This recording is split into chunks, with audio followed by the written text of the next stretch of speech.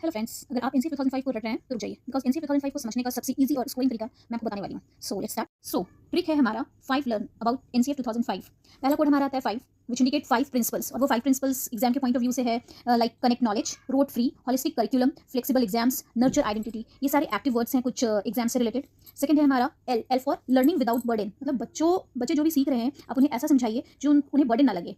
अगर हम point of view देखें, एग्जाम के पॉइंट ऑफ व्यू से देखा जाए, reducing curriculum load and stress, बच्चे पे किसी भी तरीके का लोड नहीं हो, स्ट्रेस कम हो।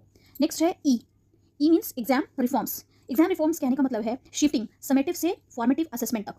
मैं समेटिव और फॉर्मेटिव असेसमेंट बाद में क्लियर करूंगी, अभी मैं ये पॉइंट को देख लेती हूँ। और क्या बोलते हैं, making exams flexible and integrated. Exams बच्चों को बहुत बर्डन ना लगे, लचीलापन हो एग्जाम में, जिन्हें बच्चे को देने में मजा आए। Now A for active learner. ये वर्ड जो है एक्टिव लर्नर हो या कंस्ट्रक्टिविज्म हो, ये वर्ड इन्होंने दिया था प्याजे और वाइगॉत्स्की, ये भी एग्जाम में पूछे जा सकते हैं, जिसमें ये बोला जाता है कि child is an active constructor. Active word जहां भी आए इसे आप हमेशा पॉजिटिव वे में लेकर चलेंगे, ये करेक्ट होगा आपका एक्टिव। सेकंड है हाँ, और भी इसमें क्या बोला जाता है, एजुकेशन इज चाइल्ड सेंटर्ड, पढ़ाई ऐसा हो जो बच्चों को ध्यान में रखते हुए हो। नेक्स्ट है हमारा आर मीन्स रीजनल लैंग्वेज और रीगर, मतलब मदर टंग या regional language as a medium of instruction. अगर आप बच्चे को कुछ भी ऐसा समझाते हो किसी भी कंटेंट के ऊपर, इधर साइंस हो मैथ हो, तो आप उन्हें ऐसा समझाएं जो उनके मदर टंग में हो।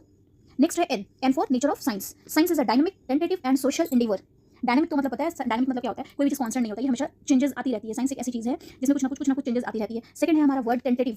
इसका मतलब क्या है, सब्जेक्ट टू चेंज। जैसे यहाँ पे बोला गया एग्जांपल में से समझने के लिए मैंने दिया है कि atom believe to be indivisible according to Dalton theory. Dalton ने क्या कहा था कि एटम एक ऐसा छोटा पार्टिकल है जिसको आप इंडिविजिबल है, ये जिसको आप बांट नहीं सकते हो, लेकिन रदरफोर्ड ने इसको भी क्या कर दिया था, चेंज कर दिया था, उसे बाद में हम देखेंगे। तो एग्जाम पॉइंट ऑफ व्यू से अगर देखा जाए, आपको ये कुछ ऐसे वर्ड्स अगर दिखते हैं एनसीएफ 2005 से related, like child centric pedagogy, constructivism, integration of knowledge, learner autonomy, local knowledge, तो ये सब आप ऑप्शंस में जा सकते हैं। That might be right answer.